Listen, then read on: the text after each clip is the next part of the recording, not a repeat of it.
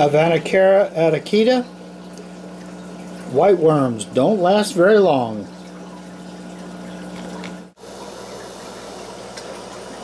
This is a tank of Fun Lepanchex Walkeri GH2/74.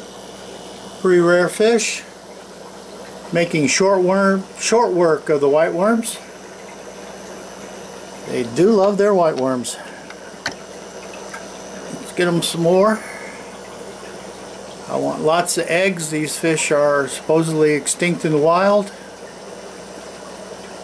I'm very happily been raising them for 15-16 years. My original ones came from that incredible batch of 12 pair that Wright Huntley had, that went 3 pairs each to 4 people, and I've kept mine going ever since. Whiteworms have been part of the success. Moving over to some Corridor Splendens.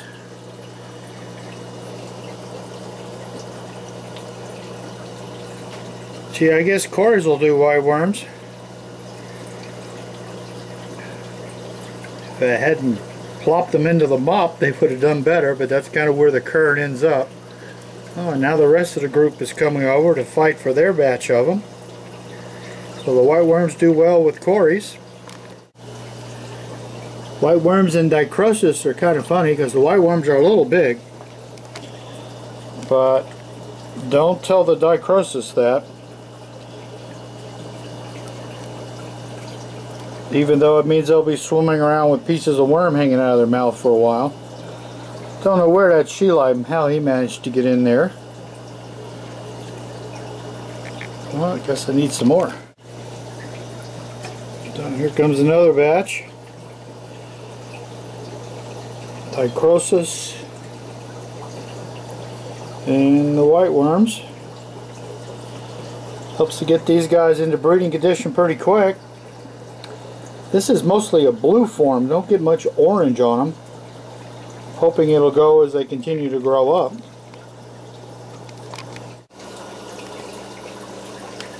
Then we have a tank of blue Galaris. Blue Galaris, of course, make very short work of most anything.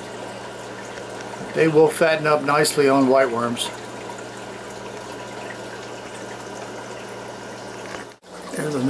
Here's another tank up on the top row of blue Galaris.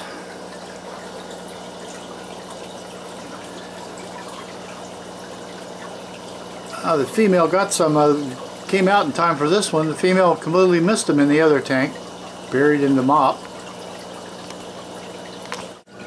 And of course, squirting whiteworms into a tank of tetras and barbs, that's just a slaughter.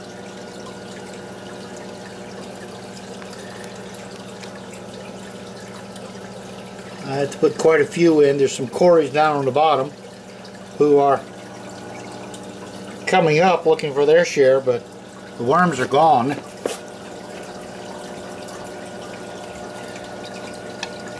Have to put in quite a few worms for the idiom to make it all the way down to the poor Corys.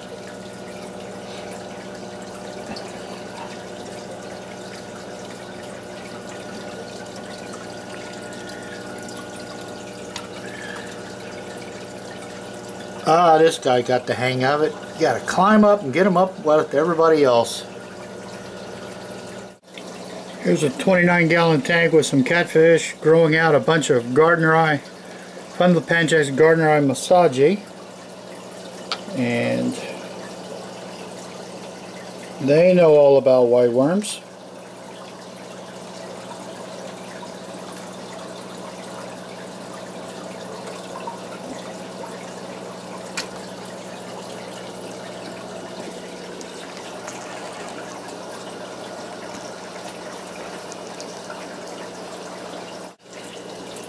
I'm going to do a really strong power squirt to see if I can get them down there to the catfish.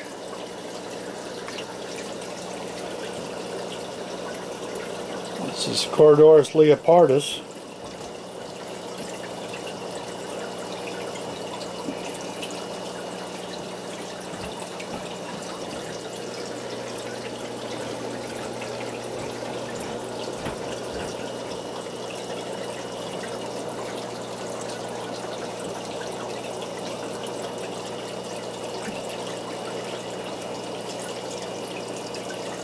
And one odd guy in there. Need to get him out over with the rest of his kind.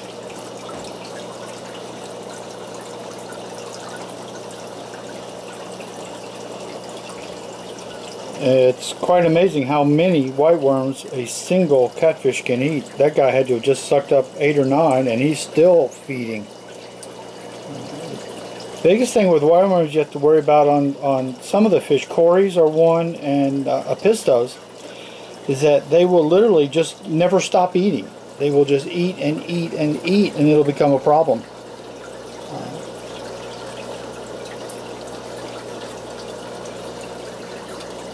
You can just only eat, it's like having 12 turkey dinners all back to back.